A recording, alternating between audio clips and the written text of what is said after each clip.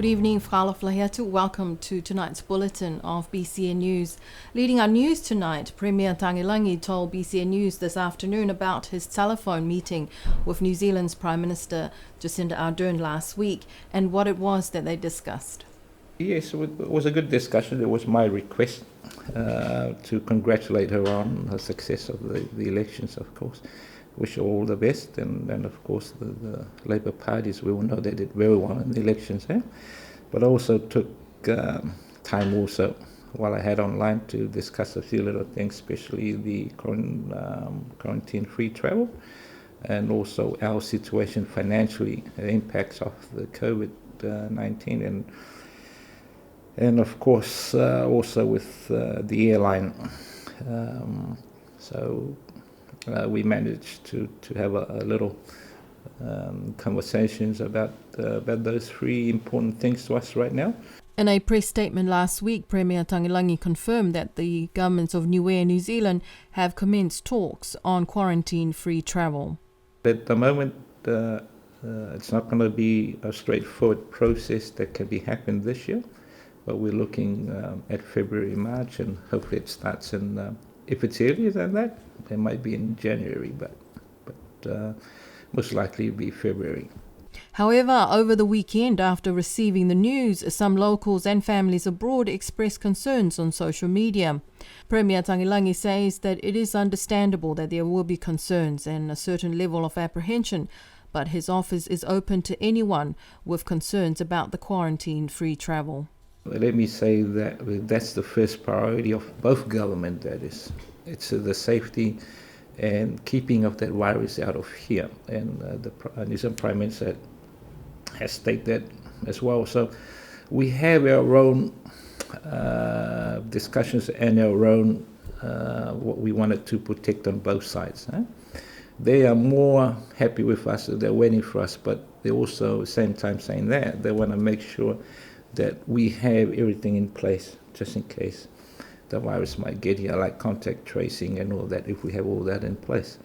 What we wanted from our side is the safe travel lane at the Auckland Airport, which they are already working on it, and they're happy to do likewise, because it's not only us, as you know, it's probably the cooks and others, and meaning that the airport will be one side dedicated to COVID-free countries, and the other for those that come from countries where there's COVID, existing COVID. And staying with travelling, incoming passengers may now apply through the Office of the Secretary to Government for home-based quarantine. Cabinet approved last week that incoming passengers from now on may apply for home quarantine. Passengers may contact the Office of the Secretary to Government to file your application form for home quarantine. The rules are the same as those set out in the quarantine order, which will be provided to persons who are subject to the order. You can undertake home quarantine at the residence of your choice or an alternative dwelling that has been pre-approved by Cabinet prior to your departure from Auckland. Any other person or people living in that dwelling will also be subject to home quarantine for 14 days. Passengers will be responsible for the cost of undergoing isolation or quarantine in their homes in Niue. The National Disaster Council, also the COVID Committee, have prepared a questions and answer handbook or handout, which provides all the information you will need to know about the option of home quarantine. The message from New Zealand's Managed Isolation and Quarantine is no voucher, no fly. For those intending to travel to New Zealand, you must first ensure you have a voucher to be accommodated at a quarantine facility upon arrival into New Zealand. The New Zealand government's Managed Isolation and Quarantine press statement received by BCN News yesterday informs that the new system requiring returnees to New Zealand to have booked a place in a managed isolation facility in advance of boarding a flight to New Zealand, which is now in effect. There are a limited number of vouchers available depending on the number of available rooms in the managed isolation facilities. Because of the festive season, there is an increase of number of travellers expected into New Zealand, which has resulted in fully booked out managed isolation facilities from the 1st to the 12th of November, and from the 23rd of November until the 12th of December. To avoid disappointment, New Zealand Quarantine is saying that their message to people is no voucher, no fly. If you don't have a voucher, do not go to the airport because you will not be allowed to board a plane to New Zealand without one. For more information, please go to the website. BCN News understands that one passenger from Niue was not able to leave on yesterday's flight because they did not have this voucher. Women and girls are being encouraged to get tested for breast cancer. According to the public health records, there are 71 women on the island who have been diagnosed with breast cancer. When we first started with all of these campaigns in 2015, then we were sitting at 69.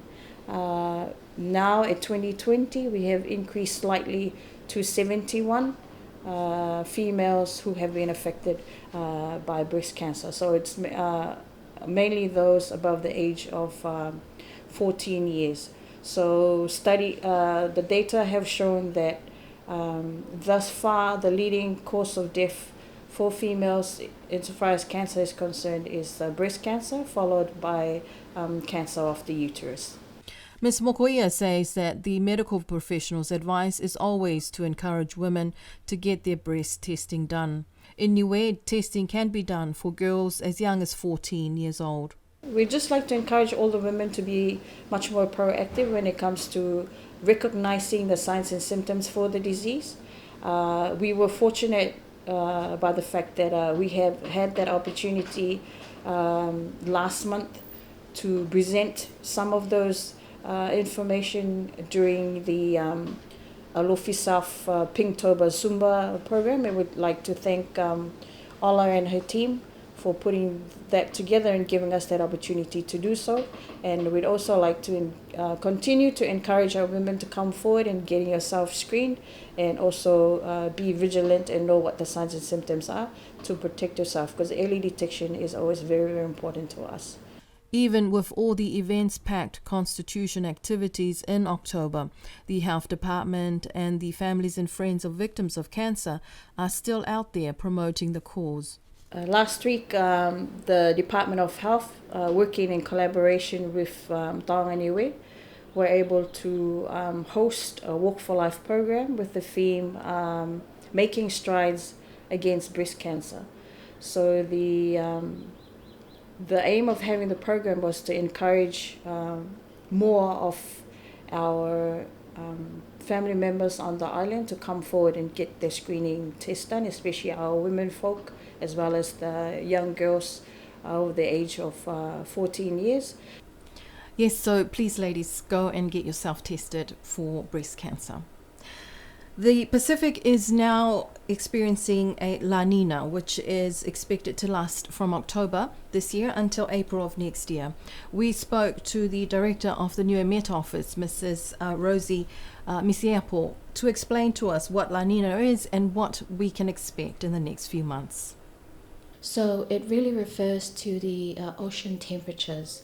And for Niue, where Niue is positioned in terms of the Pacific, we in the areas of the cooler waters. So we have SSTs, which is sea surface temperature that is cooler than normal, or which is normal to cooler. And the warming of the oceans have now shifted towards the western side of the Pacific. So you would expect countries like Papua New Guinea to experience warmer ocean waters, warmer than normal compared to Niue.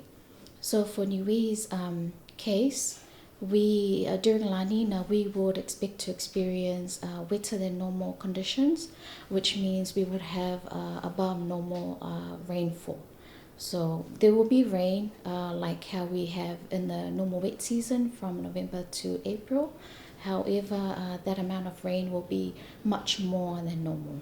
According to the records compiled by the Niue Met Office and also by other Pacific members, the predictions for this part of the Pacific is for fewer cyclones this season. In terms of how things have progressed throughout this year, last year we had neutral conditions. so that neutral conditions are maintained, and now it has shifted towards La Nina. And the effects for Niue, also in terms of tropical cyclones, we would expect to have fewer tropical cyclones. There will be more cyclone information or cyclone season information in our next bulletins of BCN News, but that is the news for tonight. Thank you for joining us. Nui Nepo, good night.